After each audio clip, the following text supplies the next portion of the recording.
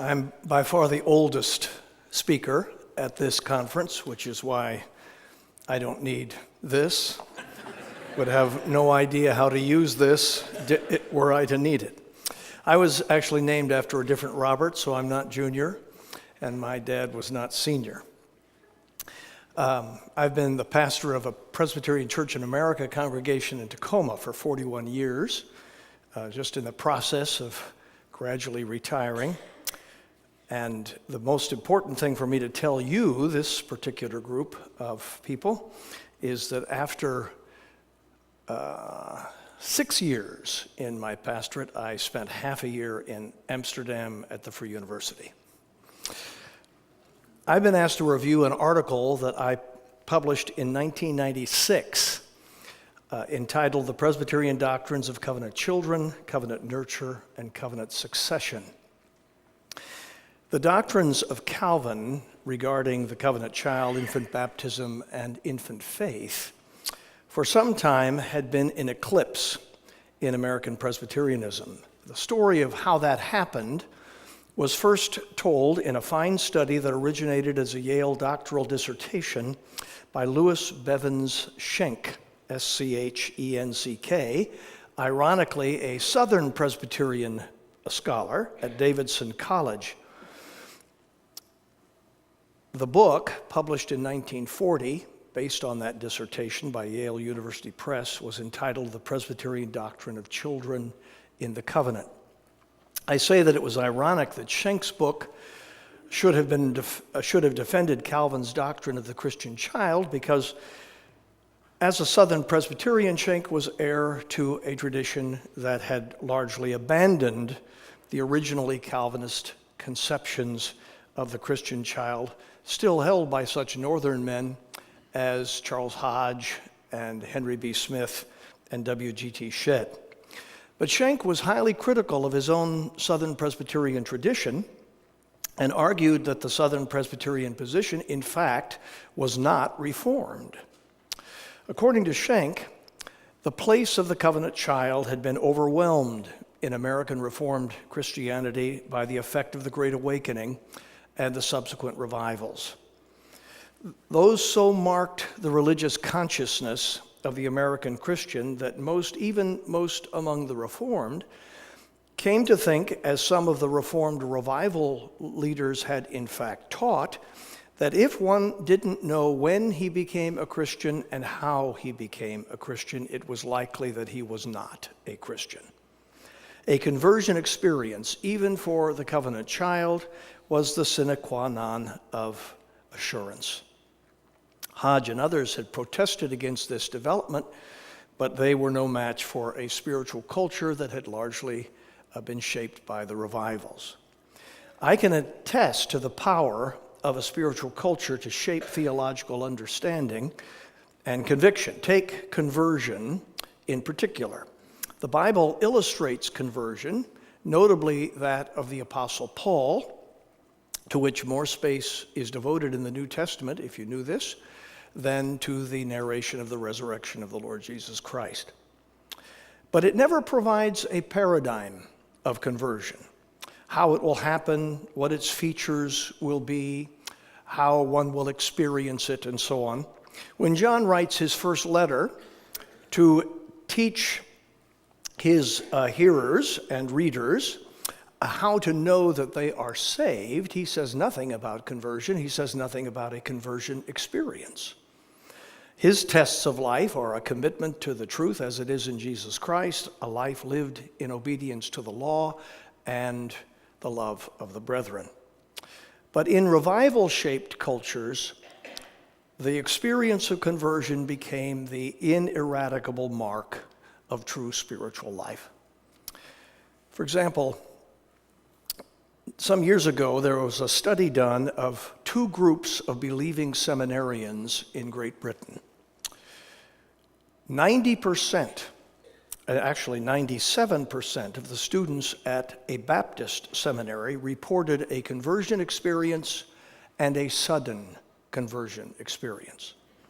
The numbers of those reporting a conversion experience and still more a sudden conversion experience were considerably lower in the Anglican seminaries, even though all these seminarians were Bible-believing men headed for a gospel ministry.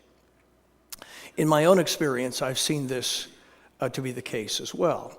I don't know how many membership interviews I have sat in on as the pastor of a church over these last 41 years, and how many times this has happened. The question will be asked of the applicant for church membership to describe his Christian life, to give us something of a history of his life as a follower of Jesus Christ.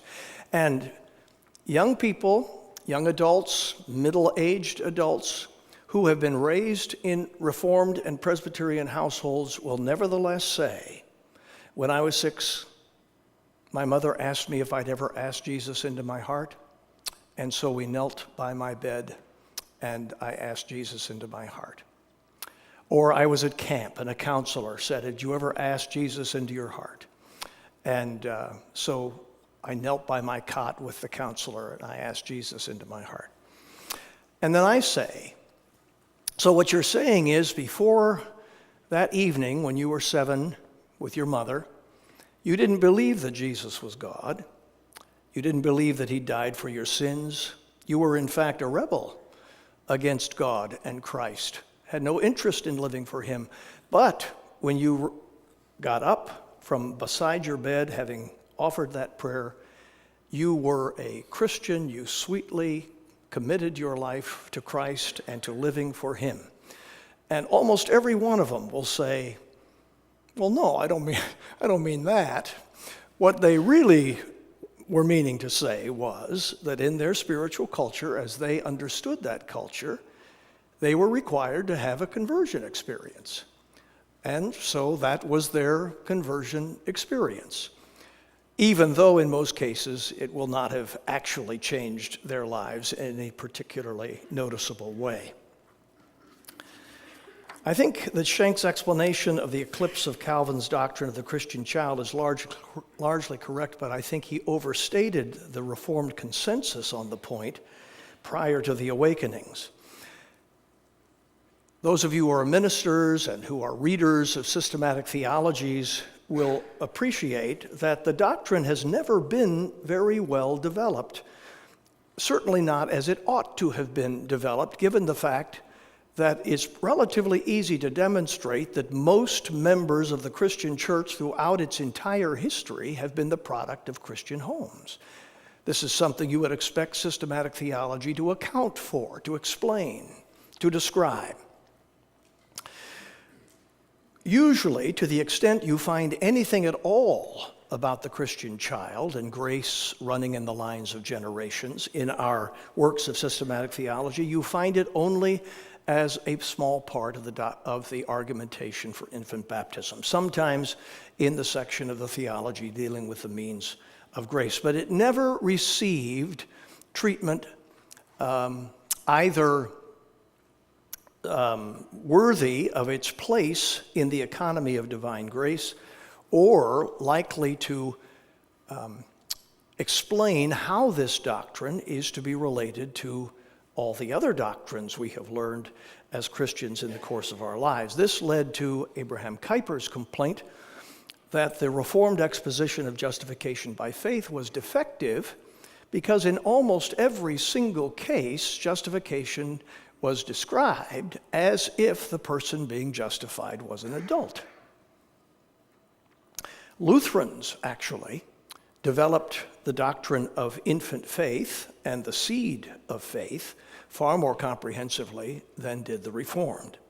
So groups like the English Puritans and the Dutch Puritans, the so-called Second Reformation in England or the Nadere Reformatie in Holland, so committed to theological and spiritual renewal as those movements were, didn't deny Calvin's doctrine of the Christian child, but they didn't make an emphasis of it either. Presbyterians still baptized their infant children, but many of them raised their children as if they were not yet Christians, as if they were outsiders needing to be brought in. As Schenck put it, Presbyterians were practicing baptism in an unnatural manner. I don't know how many of you will be familiar with the name John Gerstner, a longtime professor of theology at Pittsburgh Theological Seminary during his days as a Presbyterian Church USA scholar before joining the PCA later in his life. Dr. Gerstner was an extraordinarily learned man. He was also tremendously consistent in the way in which he thought through the faith and then applied it. Gerstner had this, I would consider, denatured view of infant baptism, and he taught and himself practiced with his wife the principle that you ought not to teach your children the Lord's Prayer. It begins, Our Father. And if you don't know that your child is a believing follower of Jesus Christ, he should not utter those words. That was Gerstner's position, and he was probably the only one in the world who actually carried it out. Most Baptist parents teach their children to pray the Lord's Prayer. I'm very grateful myself that my father had a much clearer sense of the unique position of the Christian child, perhaps because he himself, for a time in his life, had fallen under the spell of American fundamentalist, Baptistic, conversionist spiritual culture. Still, it was the fact that we had a doctrine of the Christian child de jure, but a different practice de facto, and that I was the father of a growing family that led to my interest in researching and writing an article on the theology of the Christian child. It was, somewhat to my surprise, I learned, the first foray into that subject by a conservative American Presbyterian in more than a generation. The article, though it represented boilerplate Reformed theology, at least that of the early generations of Reformed theology, generated a lot of response. Indeed, it so concerned the editorial committee of Presbyterion Covenant Seminary Review, the journal in which it was published, that they asked me if I would be willing for an editor to accompany my article with certain questions the editorial committee had. So far as I know, this is still the only time an article published in that journal has been treated in that way. So I think it is some illustration of how far American Presbyterian thinking, even in its higher echelon, seminary professors, had moved from the early Reformed theology and how much it had been influenced by American revivalism or conversionism. On the other hand, Jared von Groningen, who was himself a professor at Covenant Seminary at the time, but of course was a product of the Dutch Reformed tradition, wrote a blistering letter to the editor of Presbyterion complaining that the questions attached by the editor to the article were proof that some of the professors at the seminary, a Presbyterian seminary, perhaps unwittingly were more Baptists than Presbyterians. Many others wrote to commend the article for helping them to understand more clearly what they had always believed, but no one had told them how or taught them how to articulate. Doug Wilson of Moscow, Idaho, would later tell me that it was that article that had been instrumental in his abandoning his Baptistic roots and becoming a Paedo-Baptist, not because the article was so scintillating, but because the information in it was so difficult to find. In fact, was almost impossible to find in the books Presbyterians were likely to read. The article began with a review of Schenk's argument on the fortunes of the doctrine of the covenant child in the era of the awakenings and thereafter, and my evaluation of that argument. And then the second part of the article summarized the doctrine, the biblical data, and the thinking of the early Reformed writers. Presbyterians were familiar with and comfortable with the argumentation for infant baptism. But what they didn't know and couldn't think themselves through was the underlayment of that practice, the theological foundation for the practice. I found the anatomy of the biblical doctrine of the Christian child to consist in 6 affirmations, all comprehensively taught and illustrated in the Bible. The first is that grace runs in the lines of generations. It is simply a historical fact that it does. In the Bible, as in Christian history ever since, Abraham, Isaac, Jacob, Judah and Joseph and their 10 brothers, or Boaz and Jesse and David and Solomon, or Lois, Eunice, and Timothy. Have you read carefully through Kings and Chronicles? If you have, you will learn that most of the good kings of Judah had at least a believing mother, if not believing parents. Most of the heroes of faith whose names are listed in Hebrews chapter 11 were the products of believing homes. And so it goes into the history of the church. One of the things that fascinated me as I began to look into this issue was that though the first centuries after Pentecost were a time of tremendous evangelistic advance in the history of the Christian church, most of the names that any well-read believer would know from patristic Christianity were in fact the product of believing homes. There are a few exceptions, Justin Martyr, Cyprian, and so on, but most of them had Christian parents.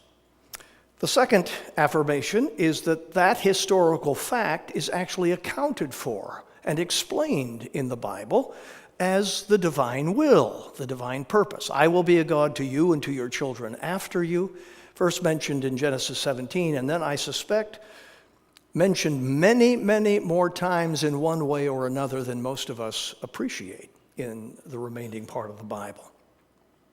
The third affirmation was that the biblical paradigm was for covenant children to grow up in their faith from their infancy.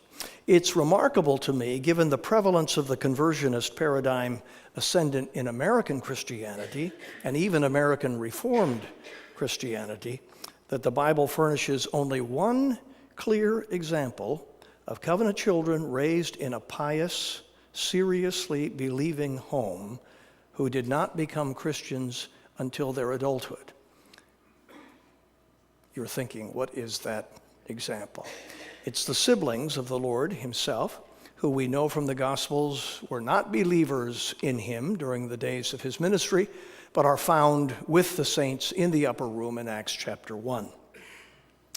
The purpose of them, I think, serving as witnesses of the resurrection, may well supply a more likely explanation for their youthful unbelief than that adolescent or young adult conversion is the biblical paradigm or biblical norm.